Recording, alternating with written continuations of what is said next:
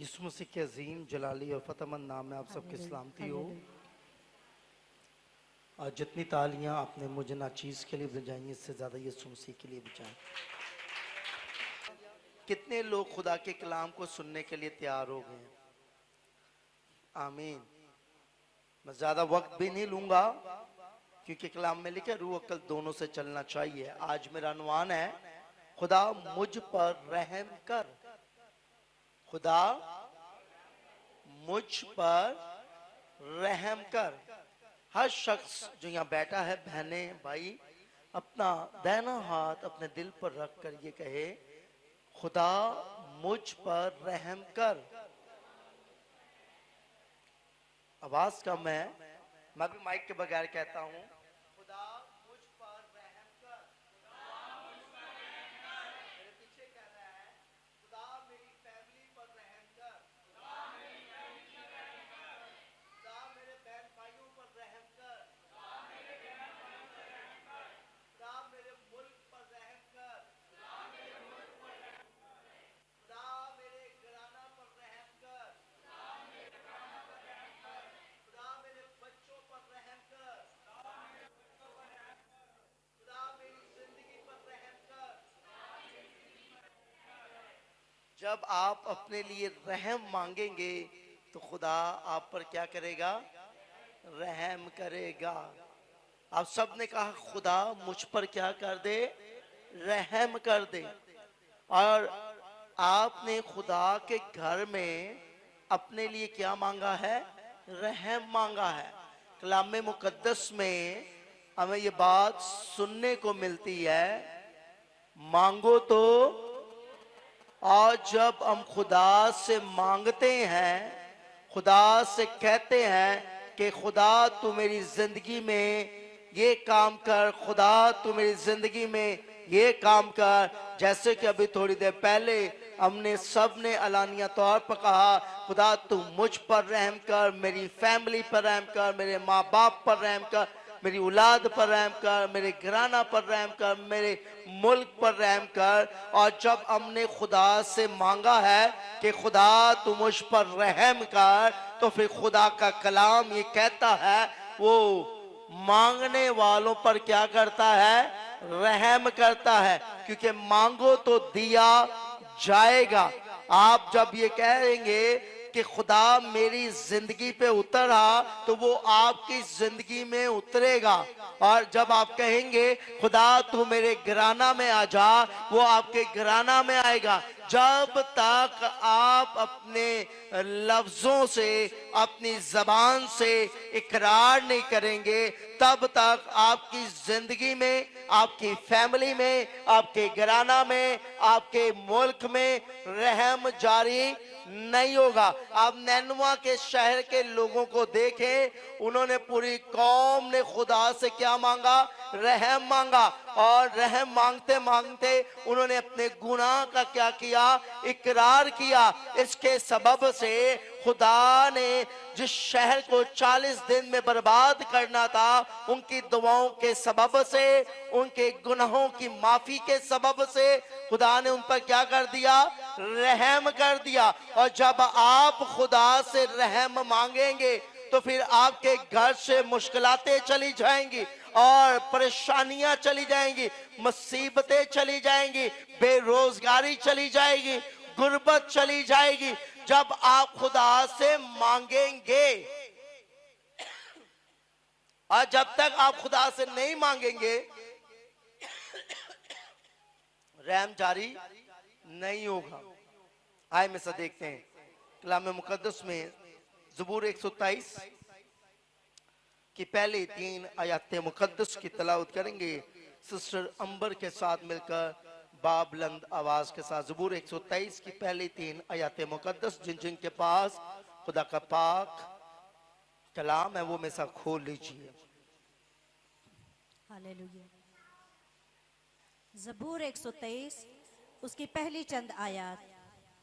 तू जो आसमान पर तख्त नशीन है, मैं अपनी आंखें तेरी तरफ उठाता हूँ। देख, जिस तरह गुलामों की आंखें अपने आका की हाथ की तरफ और लौंडी की आंखें अपनी बीबी की हाथ की तरफ लगी रहती हैं, उसी तरह हमारी आंखें खुदावंद अपने खुदा की तरफ लगी हैं।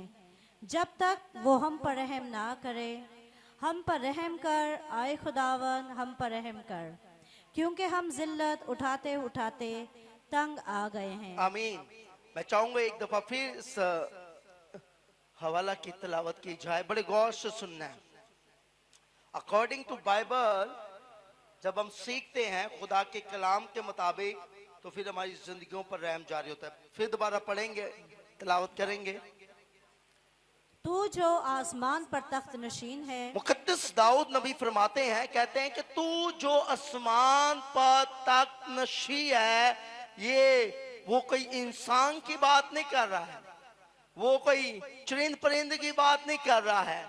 वो कह रहा है कि आए खुदा तू जो आसमान पर तख्त नशी है, तख्त पर बैठा हुआ है और वो खुदा से गुफ्तगू कर रहा है, वो खुदा से बात कर रहा है, वो खुदा की हजूरी में दुआ कर रहा है और कह रहा है तू जो आसमान पर तख्त नशी है। आगे देखते हैं।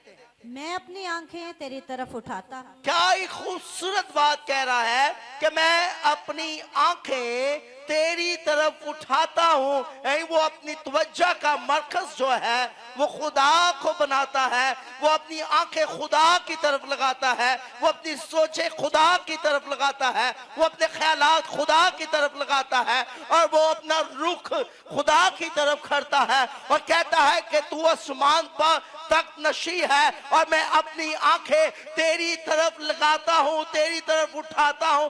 मेरे अजीजों, जब आप खुदा के घर में बैठे हैं, आपकी आंखें खुदा की तरफ लगनी चाहिए, आपकी सोचें खुदा की तरफ रखनी चाहिए, आपके ख्यालात खुदा की तरफ रखने चाहिए। अगर आप ये चाहते हैं कि खुदा आपकी जिंदगी में रहम करे, आप चाहते हैं कि खुदा आपको बरकत दे, आप चाहते हैं कि खुदा आप पर फजल करे, आप चाहते हैं खुदा आपको निजात दे, आप चाहते हैं कि खुदा आपको रिहाई दे, आप चाहते हैं खुदा आपको बहाली दे, तो अपनी आंखें खुदा की तरफ लगाएं, ना कि किसी इंसान की तरफ लगाएं, बल्कि खुदा को देखें और खुदा की तरफ मतवज्जा हो, वही आप पर रहम कर सकता है। क्योंकि मुकद्दस दाऊद नबी इस बात को जानता था कि मुझ पर कोई रहम करने वाला नहीं है, ना कोई बशर कर सकता है, ना कोई इंसान कर सकता है। अगर कोई रहम कर सकता है तो वो जिंदा खुदा कर सकता है।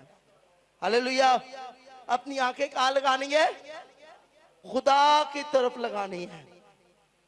अगर आप अपनी जिंदगी में रहम को मांगते हैं और रहम को चाहते हैं, बरकत को चाहते हैं, रिहाई को चाहते हैं, शिफा को चाहते हैं, तो अपनी आंखें कहां लगानी है? खुदा की तरफ लगानी है। आइए आगे देखते हैं। देख जिस तरह गुलामों की आंखें अपने आका के हाथ की तरफ। आप गौर कीजिए, मिसाल दी जा रही है, एक एग्जाम्पल दी जा रही है। जिस तरह गुलाम जो होते हैं वो नौकर हैं। कौन है? नौकर है। और नौकरों की आंखें कहाँ लगी होती हैं? अपने आका की तरफ। उनके मालिक जो होते हैं, नौकर उन्हें देखते रहते हैं कि मालिक जो है उन पे क्या कर दे? रहम। आपने कभी देखा हो कि किसी को सैलरी बढ़ानी हो तो वो नौकर क्या कहता है मालिक को? मेरी सैलरी बढ़ा दे। और जब वो अपनी बात वहां तक पहुंचा देता है, तो जब मालिक वहां से गुजरता है, उसके पास से गुजरता है, तो नौकर की आंखें जो है मालिक की तरफ लगी रहती हैं कि अभी ये बोलेगा मेरे लिए, अभी ये कहेगा मैंने सैलरी बढ़ा दी है, अभी कहेगा मैं तुझ पर रहम करता हूँ, अगले मंथ तेरी सैलरी बढ़ जाएगी। वो इस बात का आरज़ूमंद है। इसी तरह बाइबल मुकद्दस हमें तमसील देती है कि जैसा नौकर की आंखें, गुलाम की आंखें, और वो जो नौकर है वो अपने आका की तरफ अपनी निगाहें लगाए रखते हैं कि उसका मालिक जो है, उसका आका जो है उस पर रहम कर दे, उसे माफ कर दे, उसे बरकत दे दे, उसके लिए बहाली का सबब बने। इसी तरह ईमानदार जो है, जो खुदा के प्यारे हैं, यीशु मसीह से प्यार करते हैं, यीशु मसीह से मोहब्बत करते हैं, यीशु मसीह के साथ चलते हैं, यीशु मसीह के साथ जिंदगी बसर करते हैं, और बाइबल कहती है उनकी आंखें कहां लगनी चाहिए?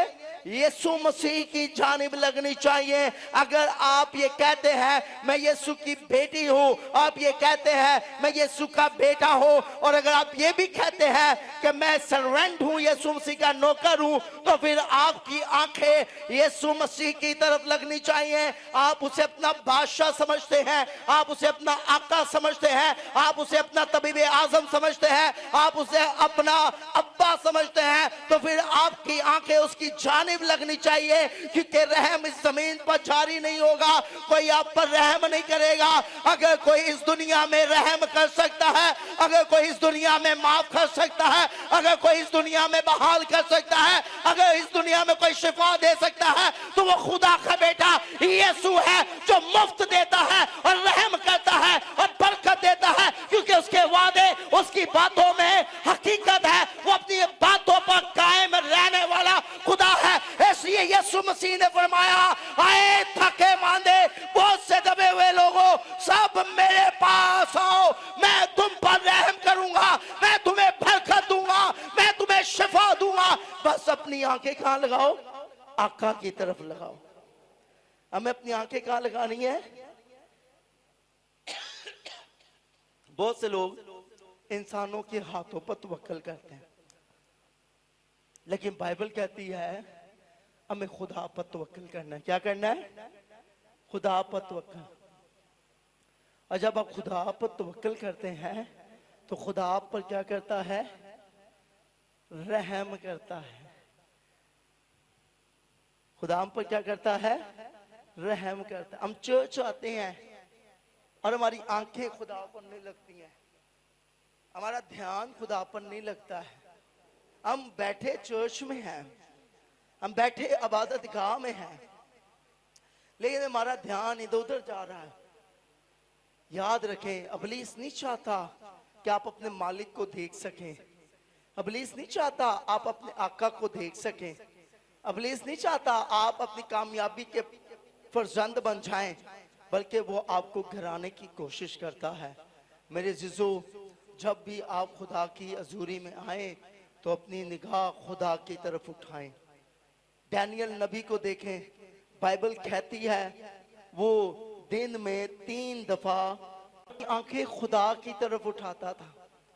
और वो खुदा से क्या मांगता रहता था? रहम, बरकत मांगता था। आप भी अगर अपने घरों में दुआ करेंगे, आप चलते हुए दुआ करेंगे, आप अपने सफर में दुआ करेंगे, आप अपने हर कामकाज में दुआ करेंगे, हर एक चीज में खुदा को याद रखेंगे, तो खुदा आपकी हर एक काम में आपको क्या देगा? बरकत देगा। Hallelujah, hallelujah. तो मेरे जिजो, हमें अपनी आंखें खुदा की तरफ लगानी है। हमारी मुश्किलें क्यों नहीं कट रही हैं? हमारी मुश्किलों का जोर हमारे अंदर से क्यों नहीं जा रहा है? किसी को रथों का भरोसा है, किसी को घोड़ों का भरोसा है, लेकिन ज़बूर नवीस कहता है मुझे तो अपने जिंदा खुदा का भरोसा है। मेरी कुम्मत ना मशरिक से, ना मगरिब से, ना जुनूब से, मेरी कुम्मत तो खुदा से है, मेरी ताकत तो खुदा से है, मेरी फतह तो खुदा से है, मेरी आजादी तो खुदा से है, मेरी रिहाई तो खुदा से है, मेरी जिंदगी तो खुदा से है, मेरी बहाली तो खुदा से है, मेरी फतह तो खुदा से है। इसलिए मेरी आंखें जिंदा खुदा पर लगी हुई हैं, वो जो आसमान पर तख्त नशी है। आइए आगे देखते हैं। और लोंडी की आंखें अपनी बीबी की हाथ की तरफ लगी रहती हैं। लोंडी की आंखें अपनी बीबी के हाथ की, जो उस घर की मालकन होती है, वो जो लोंडी होती है, लोंडी जो है वो भी नौकर का ही ओहदा रखती है। गुलाम और लोंडी जो है ये दोनों सर्वेंट हैं, और जैसे लोंडी की आंखें अपनी बीबी की तरफ, अपनी मालकन की तरफ लगी रहती हैं, क्योंकि वो उसके लिए कुछ कर सकते हैं। जैसे कि फॉर एग्जाम्पल मेरे शागिर्द हैं, तो मैं जब भी उनके पास से गुजरता हूँ, उन्हें पता है कि पास साहब को खुदा ने ये बरकत दी हुई है, वो हालात जिंदगी के बारे में बता देते हैं, तो उनकी आंखें मुझ पर लगी होती हैं, कहीं ना कहीं कुछ ना कुछ ही हमें बताएंगे। वो मौका तलाश कर रहे होते हैं, इसी तरह मेरे अजीजों याद रहे, आप यीशु मसीह के बेटे और बेटियां हैं। आपकी आंखें जब यीशु पर लगी रहेंगी तो वो आप पर क्या करेगा? रहम करेगा। वो आपके सवालों का जवाब देगा, वो आपकी मुश्किलों को हल करेगा। अल्लाह के मुकद्दस दाऊद नबी फरमाते हैं, मेरे सर के जितने बाल हैं, मेरे सर पर जितने बाल हैं, इससे ज्यादा मेरे अंदर बुराइयां हैं। इतनी बुराइयों ने मुझे घेरे हुए हैं, लेकिन वो बचा कैसे? अब इतनी बुराइयां, मैं अगर किसी बहन को या भाई को ये कह दूं अपने सर के बाल गिने, तो इम्पॉसिबल है, वो गिन ही नहीं पाएगा। और मुकद्दस दाऊद नबी कहते हैं, इससे ज्यादा तो मुझे बुराइयों ने घेर लिया है। लेकिन वो कहता है, मेरी आंखें मेरे आका की तरफ लगी हुई हैं। मुझे बुराइयों ने घेर लिया है, खुदा तू कब मेरे लिए जागेगा? तू कब मुझे इन बुराइयों से छुटकारा देगा, मुझे आजादी देगा? मुझे बुराइयों ने चारों तरफ से घेर लिया है, लेकिन बचाने वाला तू ही है। और मेरी आंखें तुझ पर लगी है कि मैं तुझसे जुदा होकर किसी काम का नहीं हूं, इसलिए तू मुझे इन बुराइयों से, इन मुश्किलातों से, इन मुसीबतों से, इन टेंशनों से, इन दुखों से, इन परेशानियों से, आए खुदा मुझे ये बुराइयां नहीं निकलने देती। अगर कोई निकाल सकता है तो वो तू है जो तख्त पर बैठा है। तू मुझे इन दुखों से निकाल सकता है। मेरी आंखें सिर्फ तुझ पर लगी है कि तू मुझे बचा सकता है, तू मुझे मौत के बिस्तर से उठा सकता है, तू मेरे लिए मौत के दरवाजों को बंद कर सकता है, तू मेरे दुश्मनों को दोस्त बना सकता है। मेरी आंखें तुझ पर लगी हुई हैं। आज मैं अपनी आंखें खुदा पर लगाने, आप बाइबल मुकद्दस के जब आप मुताला करेंगे, जितने नबी आए, जितने पैगंबर आए, जितने रसूल आए, जितने शागिर्द आए और जितने ईमानदार आए, उनकी आंखें इस दुनिया पर नहीं लगी थी, उनकी आंखें तो खुदावंद पर लगी हुई थी। हालेलुया। और याद रखें, जिनकी आंखें खुदावंद पर लग जाती हैं, उनके नाम किताबे हयात में लिख दिए जाते हैं, जिंदगी की किताब में लिख दिए जाते हैं। जब आप दुनिया पर अपनी आंखें लगा के रखोगे तो बुराइयां आपको पकड़ेंगी। जब आप दुनिया पर अपनी आंखें लगाएंगे तो बुराइयां आपको क्या करेंगी? पकड़ेंगी। मुश्किलातें आपको क्या करेंगी? पकड़ेंगी। परेशानियां आपको क्या करेंगी? पकड़ेंगी। याद रखें, जब आप दुनिया पर निगाह लगा रखोगे तो आप एम्प्टी हो जाओगे, खाली हो जाओगे। और जब आप खुदा पर अपनी आंखें लगाओगे तो आप खाली नहीं रहेंगे, आप खुशहाल जिंदगी बसर करेंगे, आप शादमानी से जिंदगी को बसर करेंगे, आप तंदुरुस्त रहेंगे, आपकी लाइफ में मुसीबत नहीं होंगी। और अगर मुसीबतें आएंगी तो जैसे खुदा कहता है, मैं अपनी कौम बन इस्राएल से क्या करता हूं? प्यार करता हूं। खुदा उनके आगे आगे चलता था, उनकी मुसीबतों को क्या करता था? खत्म करता था। Hallelujah, hallelujah. अब लोग दुनिया को देख रहे हैं, जी गर्मी बहुत है। ये तो जब हम पाकिस्तान में पैदा हुए तब से गर्मी है। आज इस साल ज्यादा पड़ गई है, पड़ती हर साल ही है, इस साल ज्यादा पड़ गई है। इस साल ज्यादा पित निकल आई है। निकलती जरूर है, कभी घट ते कभी वध। लेकिन याद रखें, ये पित्त जो निकल रही, ये भी आपके अंदर कोई बुराई है जो अंदर से बाहर निकल रही है। आप कोई साबुन यूज कर रहे होंगे, कोई लोशन यूज कर रहे होंगे, कोई पाउडर, लेकिन अगर इस पित्त से भी छुटकारा पाना है तो भाई यीशु मसीह दा लहू इस्तेमाल करो। वो सब बुराइयों को धो देगा, वो आप पे क्या कर देगा? रहम कर देगा। भाई नील को मैंने कहा, मुझे हाथ दिखा रहा था, देखो की हाल है मेरा, मैं पाउडर लाओ, कहता किन्ना को लावा। उसी वक्त खुदा के रूह ने मेरे दिल में दिल में बात डाली उन पाउडर ना लाई भरा हर रोज दुआ विच यसू दा लहू लाई।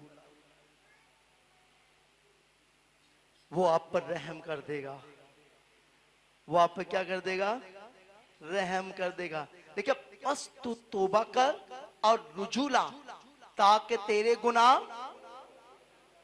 मिटाए जाएं और खुदा के हजूर से ताजगी के दिन है। ये भी तो बुराई है हमारी लाइफ के अंदर, इसमें मैं भी शामिल हूं, आप सब शामिल हैं। ये बुराई है असि चर्च नहीं टाइम ना आंदे, ये भी बुराई है। देखो देखी हमने बुराइयों को रिसीव कर लिया, देखो देखी हमने अडॉप्ट कर लिया। ओ लेट आंदा है ते मम्मी लेट आंगा। याद रखें वो तो गुनाह कर रहा है, आप उसके साथ गुनाह में शरीक हो गए हैं। आप उसके साथ, आप सब लेट आते हैं लेकिन पास्टर अर्नेस्ट 6 बजे चर्च पहुंच जाता है। क्यों? मैं जानता हूं इस बात को, जो पहले आता है वो पहले पाता है। मेरे से तो अपने आप को खुदा की हजूरी में सिलेंडर कीजिए, पेश कीजिए। अगर बुराइयों से बचना है और खुदा के रहम को लेना चाहते हैं तो उसकी हजूरी में हर वक्त हर घड़ी रहा करें। खुदा आप पर क्या करेगा, रहम। आए इसके दूसरे हिस्सा पर भी गौर करेंगे। उसी तरह हमारी आंखें खुदावंद अपने खुदा की तरफ लगी हैं। क्या एक खूबसूरत बात कहता है, इसी तरह मेरी आंखें खुदावंद अपने खुदा पर लगी रहती हैं। मेरी पॉकेट में पैसे नहीं होते ना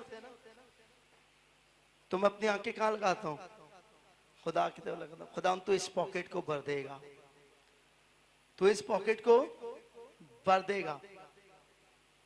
मैं किसी इंसान पर आंखें नहीं लगाता, खुदा भरेगा। फिर खुदा मेरे लिए रास्तों को खोलता है। नौकर की आंखें अपने आका पर लगी हैं, लोंडिया की आंखें अपनी बीबी पर लगी हैं, गुलाम जो है वो अपने आका को देख रहा है। और मुकद्दस दाऊद नबी कहते हैं मैं अपनी आंखें खुदा की तरफ उठाता हूं। तो हम बनी नहीं इंसान क्यों नहीं कहते कि खुदावन मेरा बदन मेरी रूह तेरी है।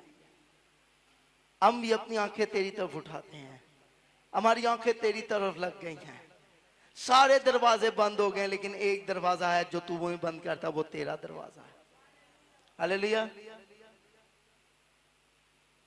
मेरे अज़ीज़ों आए आगे देखते हैं। जब तक वो हम पर रहम ना करे, हम पर रहम कर, आए खुदावंद हम पर रहम कर, क्योंकि हम जिल्लत उठाते उठाते तंग आ गए। क्या कह रहा है? जब तक वो हम पर रहम नहीं करेगा, हमारी आंखें उस पर लगी हुई हैं। आए खुदावन तू हम पे क्या कर दे, रहम कर दे। आए खुदावन तू हम पे क्या कर दे, रहम कर दे। क्योंकि जिल्लत, बहुत से लोग बीमार होते हैं ना तो बीमारी की वजह से वो तंग आ जाते हैं, तो उनके लिए वो बीमारी जिल्लत है। जिनकी लाइफ में से दुख नहीं जाता ना, वो दुख उठाते उठाते वो कहते हैं कि जिल्लत उठाते उठाते हम थक गए हैं, तंग आ गए हैं। अक्सर आपने कभी देखा कोई बीमार शख्स हो ना, अगर उसको 20 दिन से ज्यादा या 25 दिन से ज्यादा फीवर हो तो चिड़चिड़ा सा हो जाता है। वो उसके लाइफ में जिल्लत है, क्योंकि वो जब देखते हैं सब तंदुरुस्त है और मैं बीमार हूं तो उसके लिए वो क्या है, जिल्लत है, जिल्लत है। और दाऊद नबी कहते हैं ये जिल्लत उठाते उठाते हम तंग आ गए हैं, तू हम पे क्या कर दे, रहम कर दे। कितने लोग समझते हैं गर्मी की वजह से मैं बड़ा परेशान हूं। हाथ खड़ा करें, इसमें शर्माने वाली बात नहीं है। तो कहें खुदा रहम कर दे मुल्क पर, ठंडी हवा चला दे, ठंडी हवा चला दे। बहुत से लोगों के लिए गर्मी जो है ये जिल्लत बन चुकी है। दोबारा तो भी तपश है, पंखे को भी तपश है। तो भाई खुदा से कहें, जो आप इंसानों कहते हैं ओहो मैं बड़ी परेशान, मैं बड़ा परेशान हूं मुन्नू ते आप ये कहें खुदा वेख मेरे बदन दा हाल की हो गया। पिंडे तो ये पिंडा कहता है, ये देखो मैंने यीशु मसीह को प्यार किया और मेरे कमर पे देखो उसके निशानात हैं। आप भी खुदा को दिखा सकते हैं, डॉक्टर के पास जाते हैं, डॉक्टर को क्या कहते हैं, मेरा गला खराब है, डॉक्टर कहता है मुंह खोलो, हम कहते हैं हाँ। जब मुंह खोलते हैं तो वो क्या करता है, चेक करता है। तो आप भी कह सकते हैं खुदा देख इस गर्मी ने मेरे घर के तमाम बच्चों को बीमार कर दिया है, मेरी लाइफ में से, मेरे मुल्क में से इसकी शिद्दत को खत्म कर दे, मुझ पर रहम कर दे, मुझे माफ कर दे। अगर मैंने गुनाह किया है मुझे माफ कर, अगर मेरे अजीजों ने गुनाह किया है माफ कर दे, मेरे मुल्क में गुनाह है तो माफ कर दे और अपने रहम को जारी कर दे। वो करेगा। दरवाजा खटखटाओ तो तुम्हारे वास्ते यीशु मसीह पूरी पूरी रात हमारे लिए क्या मांगता था, रहम ही तो मांगता था। सलीब पर लटके हुए कहता है, सुने जी, सलीब पर लटके हुए खुदावंद यीशु मसीह फरमाते हैं बाप इन्हें माफ कर दे क्योंकि ये नहीं जानते हैं। हम भी एक दूसरे के लिए माफी मांगे। जब कोरोना आया, कोविड आया तो क्या हुआ, जिल्लत हुई ना। ऐसी जिल्लत उठाने लगे कि घर के फर्द भी एक दूसरे से 3 फीट दूर बात करते थे। क्यों? लेकिन वो जिल्लत कैसे खत्म हुई आपको पता है? दवाइयों से हुई खत्म? नहीं जी, मेडिकल को तो समझ ही नहीं आ रहा था। वो अगर जिल्लत खत्म हुई थी तो बाइबल कहती है, सोशल मीडिया कहती है, हम जब देखते थे रोडों पे लोग घुटने टेक टेक के दुआएं करते थे, खुदा रहम कर दे, इस वायरस को हमारे मुल्क से दूर कर दे। याद रखें जब हम इस अमल को दोहराएंगे तो जैसे नैनवा शहर बचा क्योंकि वहां भी तबाही होने वाली थी, उस तबाही को रोकने के लिए वो सब एक हो गए और वो सब दुआ में लग गए। उन्होंने अपनी आंखें खुदा की तरफ लगा दी और खुदा को देखने लगे और खुदा ने उनके हाल पर निगाह की। खुदा ने गौर किया कि वो अब तब्दील हो गए हैं, अब वो चेंज हो गए हैं, अब उनकी जिंदगी बदल गई है। तो खुदा ने कहा मैंने इन्हें माफ किया, अब मैं इन्हें तबाह नहीं करूंगा, उन पर रहम करता हूं। हालेलुया। कितने लोगों को मेरी बात समझ आई? आमीन। आपको पता है मैं जिस जगह पर खड़े होकर अभी मैसेज दे रहा हूं, मुझे मेरे साथ रहने वाले मेरे टीम के लोग भी मुझे कहते हैं पास ऐथे पखा लवाओ, ऊपर इस एरिया पर आग की तपश है, मुझे पसीना आता है तो मेरे मुंह से नेगेटिव बात नहीं निकलती है। मैं कहता हूं ये मेरी बरकत है, ये मेरी क्या है, बरकत है। Be the positive, every time आप पॉजिटिव बोलें, खुदा आपकी लाइफ में काम करेगा, खुदा आपकी जिंदगी में काम करेगा। खुदावों को पुकारते रहे। उन 2 अंधों को देखें कितनी बड़ी जिल्लत थी, राह में बैठे में ठोकरें खा रहे हैं, कोई जाते हुए ठुड्डे मार रहा है, लेकिन उन्होंने क्या कहा, आए इब्ने दाऊद, आए इब्ने दाऊद, हम पर क्या कर, हम पे क्या कर, रहम कर। रहम में हर चीज मिल सकती है, रोजगार मिल सकता है, औलाद मिल सकती है, शिफा मिल सकती है, रिहाई मिल सकती है, निजात मिल। रहम के अंदर एक वर्ड रहम जो है, इसके अंदर तमाम बरकत छुपी हुई हैं। हालेलुया। तो आज शाम आपने ये नहीं कहना खुदा मुझे क्या दे, शिफा दे। मैं आपको एक कोट वर्ड बता रहा हूं, दाऊद नबी भी कोट वर्ड में बात कर रहा है, कह रहा है मुझ पर क्या कर दे, क्योंकि बुराइयां तो बहुत थी। अगर वो खुदा को बुराइयां बताता रहता तो दुआ कितों का से बुराइयां दसदा। उसने एक ही वर्ड में सारा काम सीधा कर लिया, उसने कहा खुदा मुझ पे क्या कर दे, और कहा कि बुराइयां मेरे सर के बालों से भी ज्यादा हैं। आप भी ये नहीं कहना मेरे गुडने नू ठीक कर दे, मेरे दिल नू ठीक कर दे, मेरे दिल दे वाल खोल दे, मेरिया सोचा नू ठीक कर दे, मेरी सिर दर्द दूर कर दे, मेरा बीपी नॉर्मल नहीं, नहीं कहे खुदा मुझ पर रहम कर दे। मुझ पे क्या कर दे।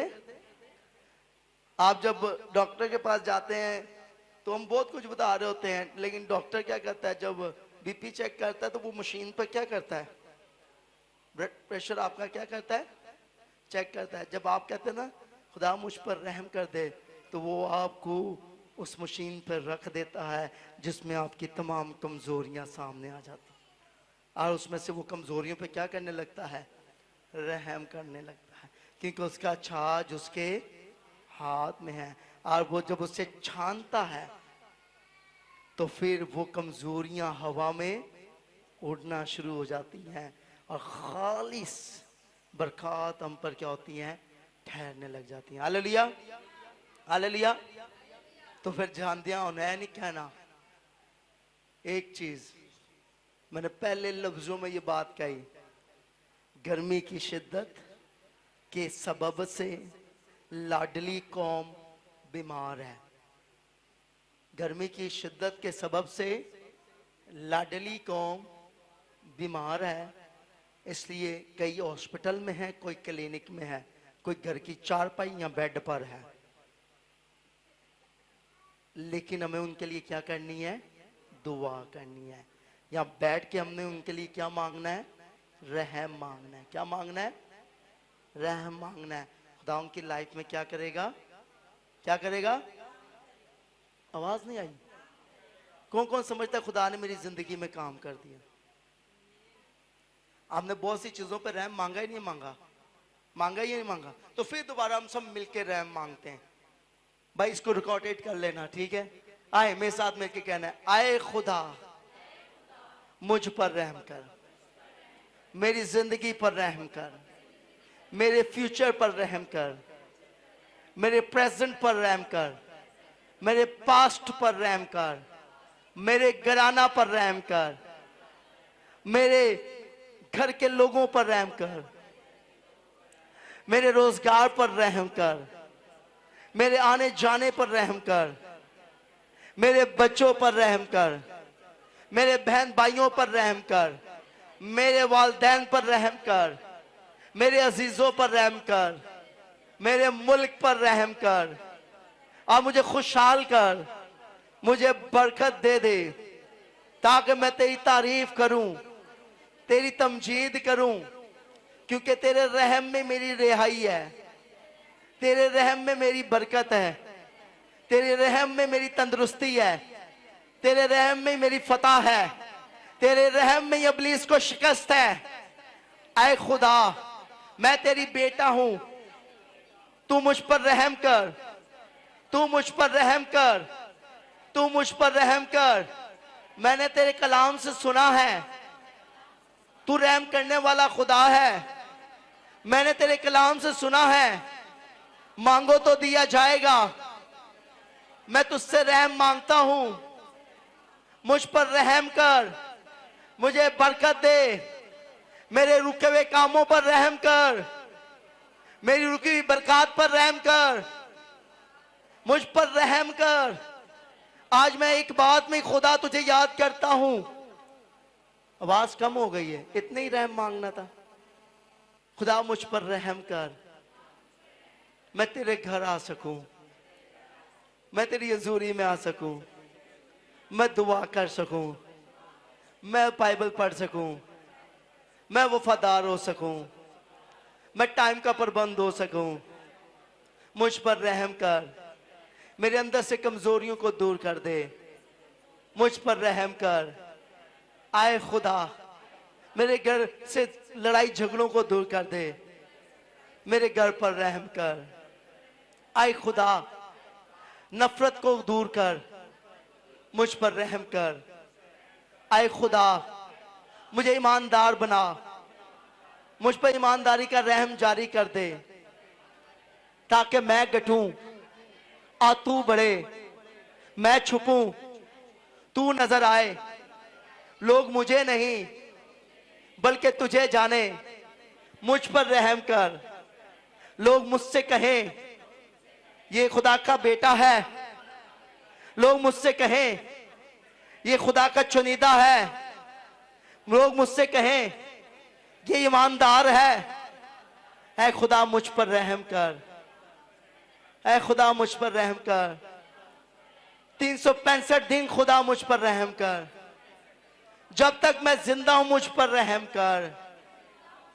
मुझे वफादार बना, मुझ पर रहम कर। मुझे ईमानदार बना, मुझ पर रहम कर। मेरी तकलीफों को दूर कर, मुझ पर रहम कर। खुदा मैं ईमान रखता हूं, तूने मुझ पर रहम कर दिया और इस रहम के सबब से सारी बरकतें मुझे दे दी हैं। मैं तेरा शुक्र करता हूं कि तू मेरे साथ है, तेरा हाथ मुझ पर बढ़ दिया।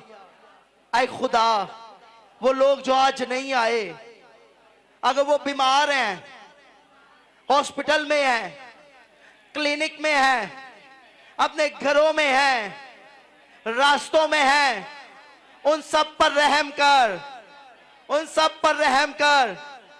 जितने लोग इब्लीस के शिकार हैं उन पर रहम कर।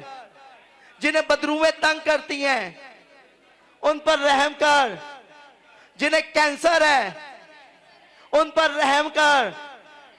हाय खुदा, जो हॉस्पिटलाइज हैं, जो आईसीयू के अंदर हैं, जो वेंट पर हैं, उन पर रहम कर। जिन्हें कैंसर है उन पर रहम कर। जो लोग बेऔलाद हैं उन पर रहम कर।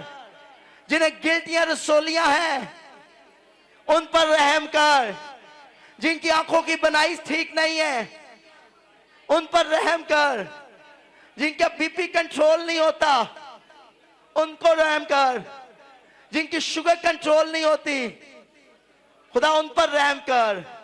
हम तेरे रहम को मांगते हैं, ईमान के साथ रिसीव करते हैं, ईमान करते हैं। तूने हम पर रहम किया है। ऐ बाप तेरा शुक्र हो। खुदा के बेटे यीशु के नाम में ये सब कुछ मांग लेते हैं और पा लेते हैं। आमीन।